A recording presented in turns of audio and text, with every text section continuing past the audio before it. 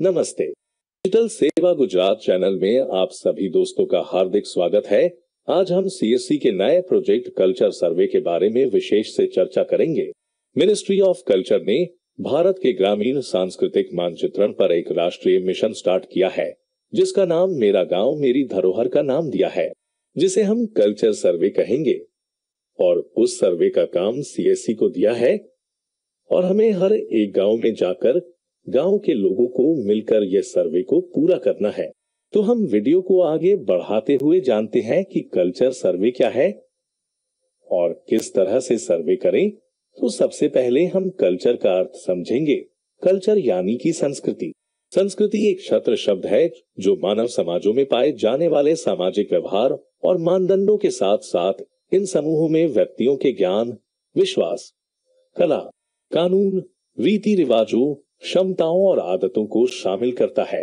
हमें ग्रामीण स्तर पर विभिन्न सांस्कृतिक पहलुओं को निम्नलिखित मुद्दों पर संस्कृति यानी कल्चर सर्वे करना है। बिलीफ्स यानी कि मान्यताएं, ट्रेडिशनल फूड्स यानी कि पारंपरिक खाद्य, ट्रेडिशनल ड्रेस एंड ऑर्नामेंट्स यानी कि पारंपरिक पोशाक और आभूषण, हेरिटेज प्लेसेस यानी कि विरासत स्थल, फेस्टिवल्स एंड फेयर्स यानी कि त्योहार और मेले, ट्रेडिशनल आर्ट्स एंड क्राफ्ट्स यानी कि पारंपरिक कला और शिल्प, फेमस पर्सनैलिटीज यानी कि प्रसिद्ध व्यक्तित्व, प्रोमिनेंट आर्टिस्ट्स यानी कि प्रमुख कलाकार। ऊपर के इन विषयों पर हमें कल्चर सर्वे यानी कि गांव का सांस्कृतिक सर्वे करना है। तो वीडियो को आगे बढ़ाते हैं। तो सबसे पहले हम बिलीफ यानी कि मान्यता के बारे में समझेंगे। मान्यता सिद्धांतों या सिद्धांतों का एक समूह है जो एक साथ एक धर्म, दर्शन या नैतिक संहिता का आधार बनता है। एक विश्वास प्रणाली में परस्पर सहायक विश्वासों का एक समूह शामिल होता है। ऐसी किसी भी प्रणाली की मान्यताएं धार्मिक, दार्शनिक, वैचारिक या इनमें से एक संयोजन हो सकती है। यह रीति रिवाजों, आदर्शों, अनुष्ठानों, धार्मिक प्रथाओं और पूजा के विभिन्न तरीकों को संदर्भित करता है।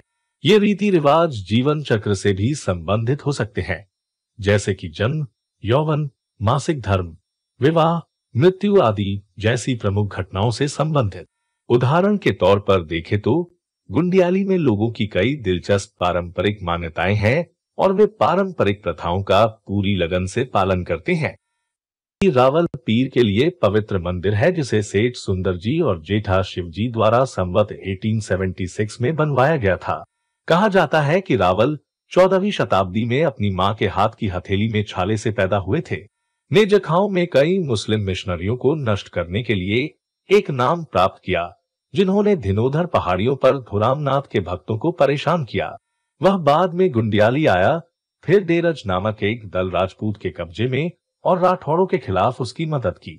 अब वहां मान्यता ऐसी है कि साल में एक बार कई मुसलमान और हिंदू आते हैं, मन्नतें लगाते हैं और मंदिर के चारों ओर लगे पत्थर घोड़ों के गले में फूलों की माला लटकाते हैं। इस तरह हमें गांव में जो मंदिर, मस्जिद, गुरुद्वारा, जैन देरासर है, उसके साथ जुड़ी हुई मान्यता को सर्वे में शामिल कर लेना है और हमें वह धार्मिक जगह पर जाकर उस जगह का फोटो खींच लेना है और 30 सेकंड का वीडियो भी ले सकते हैं, जिसे हमें सर्वे में अपलोड करना है। गांव में विभिन्न धार्मिक मान्यताओं में हिंदू धर्म, इस्लाम और जैन धर्म शामिल है। दूसरी उदाहरण देखें तो गुड़धना सगाई। गुड़धना गुजरात के लिए अद्वितीय एक सगाई समारोह है। हालांकि शब्द का शाब्दिक अर्थ है धनिया के बीज और गुड़। यह स्पष्ट है कि इन वस्तुओं को दूल्हे के स्थान पर होने वाले कार्यक्रम में वितरित किया जाता है। दुल्हन का परिवार उपहार और मिठाई के साथ दूल्हे के घर पहुंचता है और फिर युगल अंगूठियों का आदान प्रदान करता है। और एक उदाहरण देखें तो कोलम एक रोजमर्रा की कर्मकांडीय मंजिल कला है जो ज्यादातर तमिलनाडु की हिंदू महिलाओं द्वारा अभ्यास की जाती है। इस फॉर्म का ऐतिहासिक और निवंश विज्ञान की दृष्टि से पारिस्थितिकी और लिंग से संबंध है और गणितीय सटीकता के साथ इसका अभ्यास किया जाता है। तमिल संस्कृति का एक अभिन्न अंग।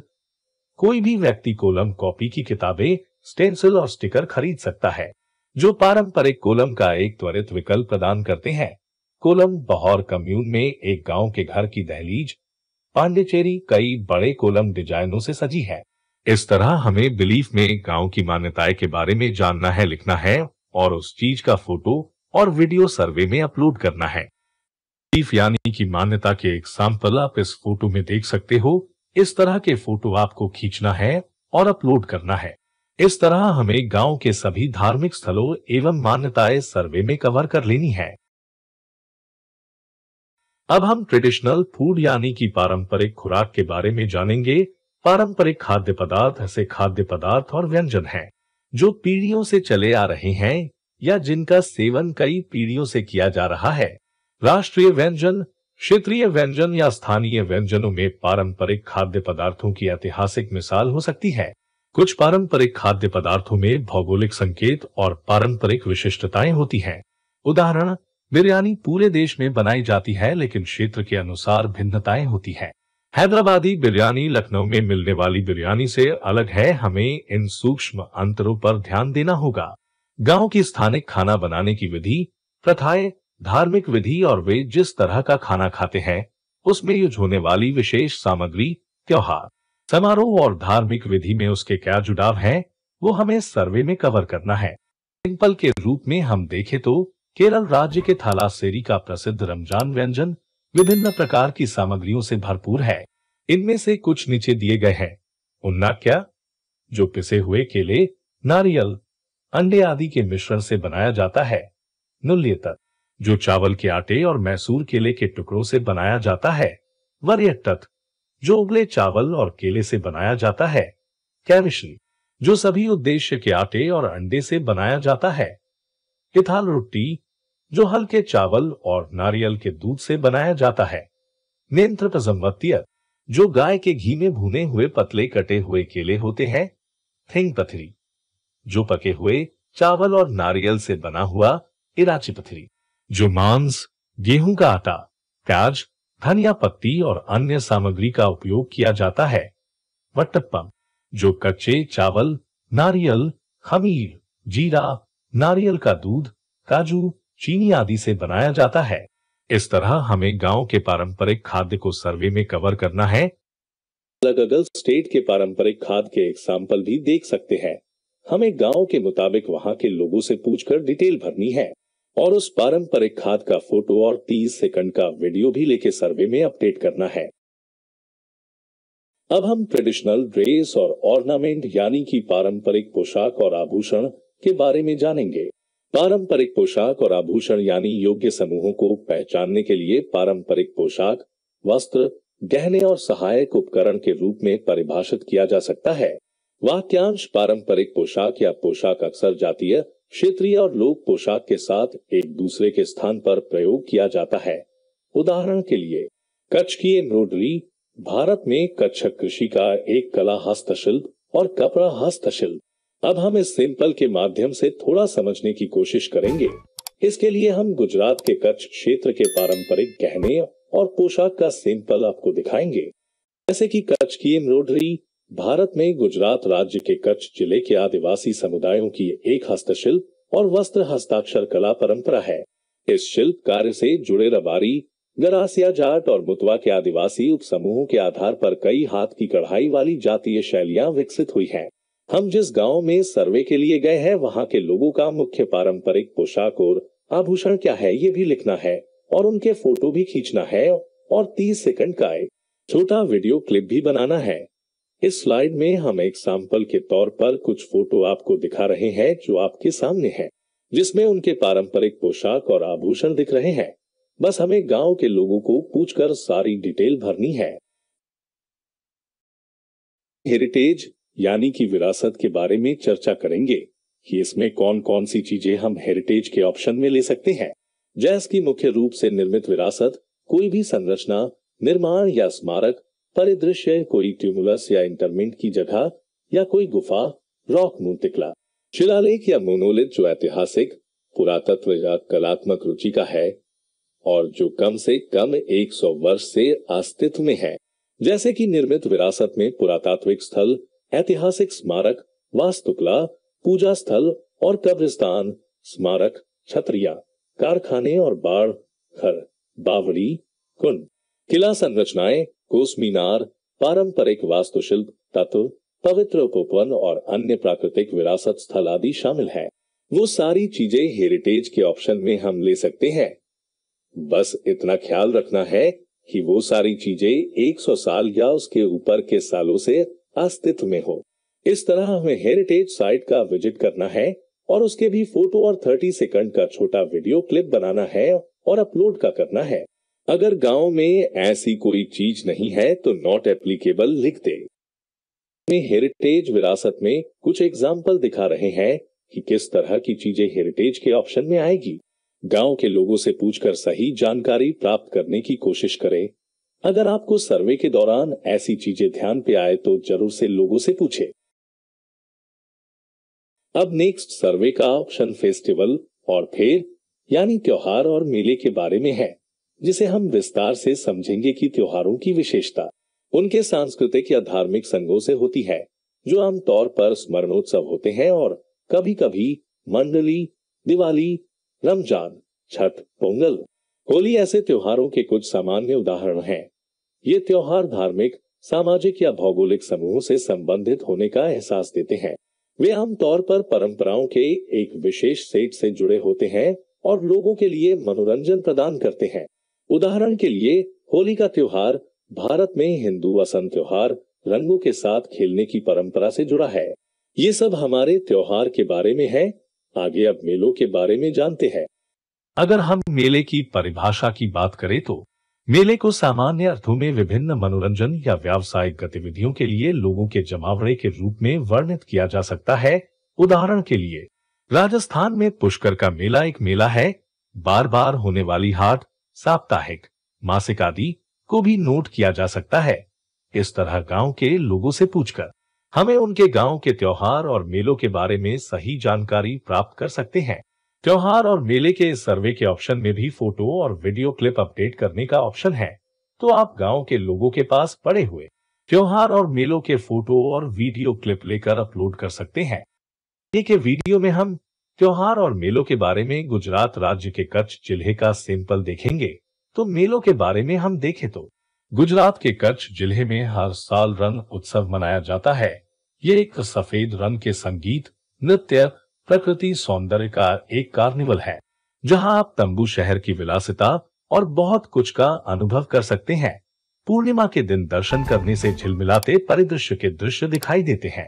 इस तरह से हम त्योहार की बात करें तो गुंडियाली गांव में लगभग 20 परिवार हैं जो टेराकोटा शिल्प का अभ्यास करते हैं। सभी परिवार एक दूसरे के करीबी रिश्तेदार हैं और मुस्लिम समुदाय के हैं। वहां इस्लामिक अनुष्ठान और त्योहार जैसे आयोजन होते हैं, जहां गुंडियाली शिल्प समुदाय आमतौर पर गुंडियाली में मौजूद मस्जिदों में उत्सव के लिए इकट्ठा होता है। कुछ कारीगर भी अपने शिल्प अभ्यास को उसी के साथ संरेखित करते हैं, जैसे कि रमजान के महीने के दौरान कारीगर मिट्टी के बर्तनों के नियमित कार्यों से छुट्टी लेते हैं या कम करते हैं और उपवास पर जाते हैं, ताकि वे शारीरिक रूप से थका देने वाले कार्यों को कम कर सके। दिवाली, नवरात्रि और होली जैसे त्योहार ऐसे समय के रूप में मनाए जाते हैं जब कारीगरों के पास एक अच्छा अवसर होता है, क्योंकि बाजार में दियों और बर्तनों की मांग तब अधिक होती है। हम त्योहार और मेलों के बारे में गांव के लोगों से क्या पूछे जिससे हमें सही जानकारी प्राप्त हो सके? पहला सवाल, गांव के मेलों, त्योहारों और समारोहों का नाम और विवरण। दूसरा सवाल, उत्सव में कौन भाग लेता है? तीसरा सवाल, उत्सव का आयोजन कौन करता है? चौथा सवाल, इस अवसर के लिए तैयार किया गया कोई विशिष्ट व्यंजन? पांचवा सवाल, यदि संभव हो तो गांव के प्रसिद्ध व्यक्ति के साथ संक्षिप्त इंटरव्यू वीडियो ले। नेक्स्ट स्लाइड में उदाहरण के तौर पर आपको हमारे गांव में मनाए जाने वाले थोड़े त्योहार और मेलों के फोटोज आपको देखने को मिलेंगे।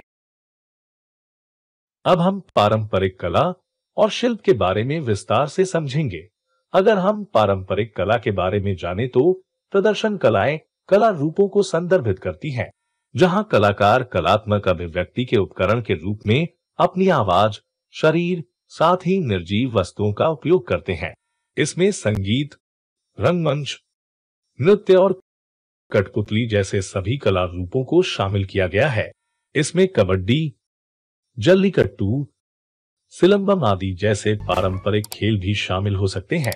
इसी तरह हम पारंपरिक शिल्प के बारे में जाने तो दृश्य और भौतिक कलाएं, मूर्तिकला, नक्काशी, पेंटिंग, डिजाइन, वस्त्र, धातु का काम, खिलौना बनाने, फोटोग्राफी और फिल्म जैसी कलाओं को संदर्भित करती हैं। इस क्षेत्र में कलाकृति और इसके निर्माण, इसके अर्थ और उपयोग, सौंदर्य मूल्यांकन एवं कलाकारों की रचनात्मक यात्रा और आंदोलनों के इतिहास का पता लगाया जाता है। अब हम वीडियो में आगे पारंपरिक कला और शिल्प के बारे में केरल के मूजिकुलम गांव की पारंपरिक कला और शिल्प का उदाहरण देखेंगे। कुटियाट्टम भारत की सबसे पुरानी जीवित नाट्य परंपराओं में से एक माना जाता है और प्राचीन संस्कृत रंगमंच से नाटकों का उपयोग करने वाला एकमात्र जीवित कला रूप माना जाता है। कुटियाट्टम को यूनेस्को द्वारा मानवता की मौखिक और अमूर्त विरासत की उत्कृष्ट कृति के रूप में मान्यता प्राप्त है। कुटियाट्टम थिएटर संस्कृत क्लासिकिज्म और केरल की स्थानीय परंपराओं के संश्लेषण का प्रतिनिधित्व करता है। परंपरागत रूप से कुटियाट्टम चाक्यारो केरल हिंदुओं की एक उपजाति और नांग्यारम्मा अंबालावासी नाम्बियार जाति की महिलाएं द्वारा ज्यादातर मंदिर परिसर के भीतर किया जाता था, लेकिन में समकालीन समय में यह सभी समुदायों के लोगों द्वारा किया गया है। कथकली केरल के विश्व के सबसे पुराने नृत्यों में से एक है। यह नृत्य नाटक, अनुष्ठान और संगीत का संयोजन है। यह एक धार्मिक नृत्य है। यह रामायण और शैव परंपराओं की कहानियों से प्रेरणा लेता है। कथकली पारंपरिक रूप से लड़कों और पुरुषों द्वारा की जाती है। पापियर माचे कथकली नर्तक विभिन्न प्रकार के मुखौटे, विस्तृत टोपी और लंबे काले बाल पहनते हैं जो केरल की संस्कृति को प्रदर्शित करते हैं। सभी कथकली मास्क पर्यावरण के अनुकूल है क्योंकि वे कागज और गोंद से बने होते हैं। अब हम उदाहरण के तौर पर नेक्स्ट स्लाइड में पारंपरिक कला और शिल्प के थोड़े फोटोज को देखेंगे। हमें गांव के लोगों से ये सब डिटेल लेनी है और फोटो और वीडियो क्लिप बनाकर अपलोड करना है। अब वीडियो के इस भाग में हम फेमस पर्सनालिटी यानी कि प्रसिद्ध व्यक्तित्व के बारे में विस्तार से जानेंगे। प्रसिद्ध व्यक्तित्व हम गांव में उसे कह सकते हैं जिसका प्रसिद्ध और प्रमुख व्यक्तित्व हो, जिसमें हम गांव के उत्कृष्ट पुरुषों और महिलाओं को शामिल कर सकते हैं जो समुदाय के इतिहास और विकास में उनके महत्वपूर्ण योगदान के लिए जाने जाते हैं।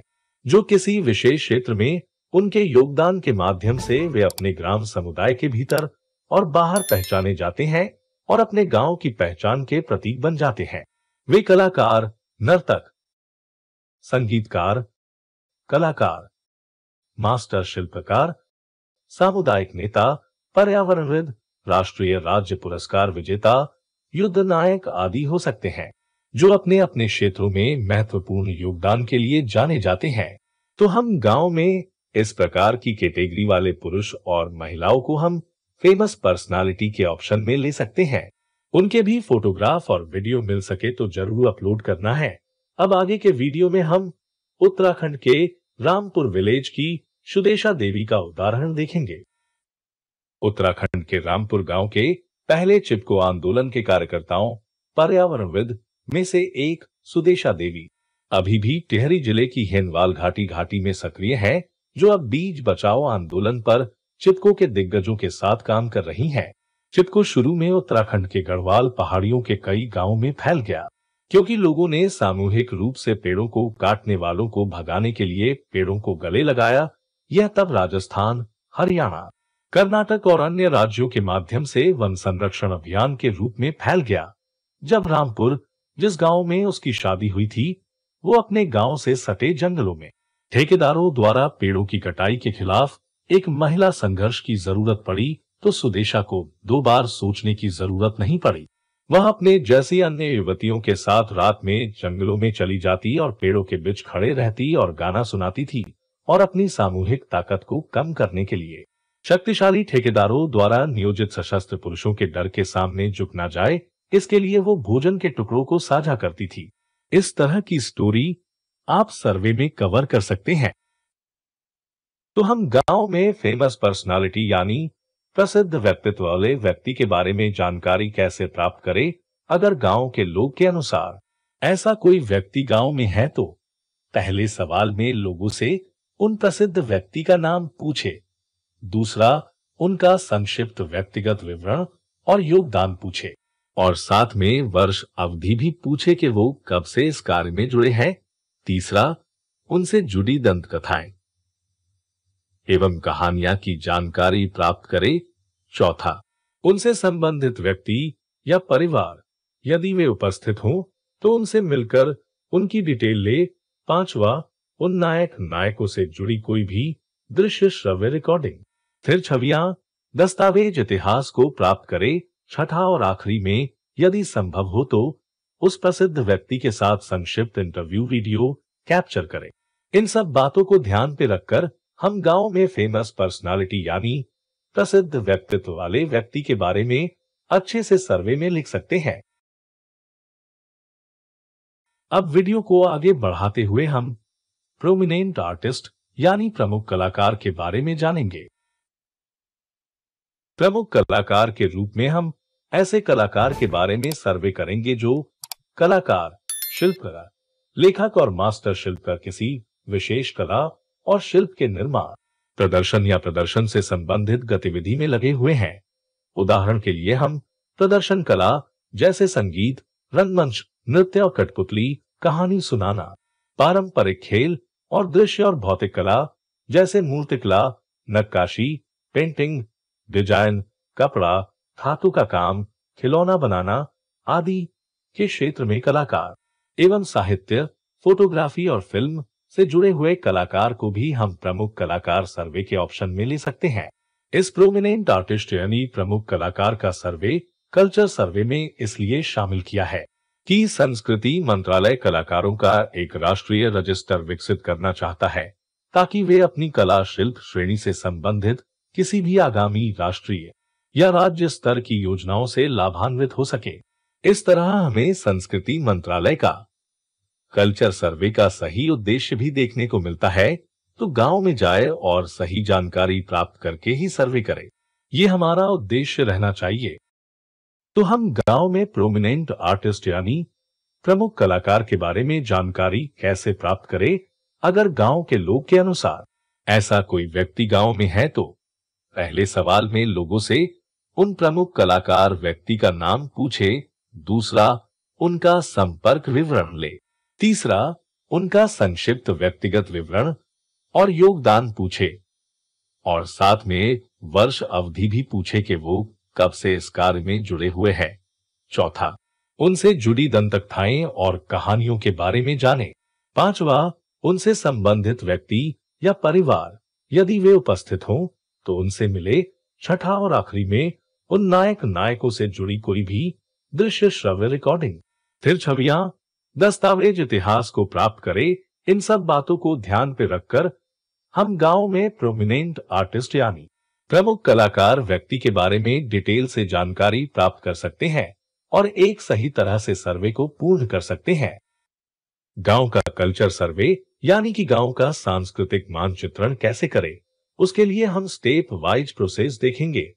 सर्वेक्षक, अधिकारी या VLE को गांव के डेटा संग्रह के लिए जाने से पहले गांव की संस्कृति के बारे में कुछ सामान्य जानकारी के साथ खुद को परिचित करना चाहिए, क्योंकि ये उन्हें अधिक स्पष्टता के साथ प्रश्न पूछने के लिए कुछ संदर्भ देगा। उससे हमें पता चलेगा कि हमें किस प्रकार की इंफॉर्मेशन मिलेगी और हम एक स्टैंडर्ड क्वालिटी का डेटा प्राप्त कर सकेंगे। जिस गांव का कल्चर सर्वे करना है उस गांव के लोगों की सूची बनाएं जिनका हम इंटरव्यू कर सकते हैं, ताकि उस गांव की संस्कृति पर गुणवत्तापूर्ण जानकारी एकत्र की जा सके। वे सरपंच, शिक्षकों, गांव के बुजुर्गों आदि से भी पूछ सकते हैं जो इस विषय पर जानकारी देने में सक्षम होंगे। यदि आप एक सूची नहीं बना सकते हैं तो स्नोबॉल नमूनाकरण विधि का उपयोग करें। एक रिलेवेंट व्यक्ति यानी कि उन सब से संबंधित व्यक्ति को ढूंढें और उन्हें दूसरों के संपर्क में रखने के लिए कहें जो उन्हें लगता है कि आपके अध्ययन के लिए उपयोगी होगा। इंटरव्यू दे रहे हैं उन्हें अनुरोध करें कि वे अभिलेखीय सामग्री जैसे कि गांव की प्रासंगिक तस्वीरें, गांव के बारे में किताबें, ग्रंथ, कुछ भी जो गांव के बारे में हमारे ज्ञान को जोड़ सकते हैं वो चीजें लेके आए। एक बार गांव में जब सर्वेक्षक, सरपंच, ग्राम प्रतिनिधि ग्रामीणों से मिलता है तो उसे संस्कृति मंत्रालय, भारत सरकार द्वारा राष्ट्रीय सांस्कृतिक मानचित्रण मिशन NAMC मेरा गांव मेरी धरोहर के बारे में स्पष्ट रूप से बताना चाहिए। इससे स्थानीय सामुदायिक इंटरव्यू देने वालों को अपने गांव के बारे में अधिक बोलने में आसानी होगी। सामग्री और रसद के मामले में यह बातचीत का सबसे आसान रूप है। यह डेटा संग्रहकर्ता अधिकारियों वीएलआई द्वारा प्रश्नावली के आधार पर एक आकस्मिक बातचीत, एक ग्रामीण के साथ आमने सामने की बातचीत से लेकर अधिक संरचित समूह चर्चा तक हो सकता है। इसके लिए केवल नोट्स और या वॉइस रिकॉर्डर द्वारा सुनना, भाग लेना और रिकॉर्ड करना आवश्यक है। आपको लिंग और उम्र जैसे पक्षपात मुद्दों पर विचार करना चाहिए, क्योंकि कुछ लोग दूसरे लोगों के सामने बोलने को लेकर चिंतित हो सकते हैं। तो दोस्तों, इस तरह वीडियो में बताए गए सारे विषयों को कल्चर सर्वे में कवर कर लेना है और गांव के लोगों से मिलकर कल्चर सर्वे की जानकारी देनी है और फिर कल्चर सर्वे के लिए उन लोगों से एक सटीक जानकारी प्राप्त करनी है एवं सर्वे में कवर सभी जगहों पर विजिट करना है, सारी डिटेल लेनी है और उन सभी डिटेल्स को और साथ में खींचे गए फोटोग्राफ्स और 30 सेकंड के वीडियो भी अपलोड करना है। यह सारी डिटेल हमें ऑफलाइन भी अपने पास रखनी है, क्योंकि कई बार कोई टेक्निकल प्रॉब्लम हो तब भी हम फिर से डिटेल को अपडेट या अपलोड कर सके। तो दोस्तों, आपको यह वीडियो पसंद आया होगा, तो इसी प्रकार की सही जानकारी वाले वीडियो पाने के लिए हमारे डिजिटल सेवा गुजरात चैनल को लाइक, सब्सक्राइब और शेयर जरूर करें। तो दोस्तों, मिलते हैं एक नए वीडियो के साथ। तब तक के लिए बाय बाय, नमस्ते, सत श्री अकाल, सलाम, एंजॉय, टेक केयर, धन्यवाद।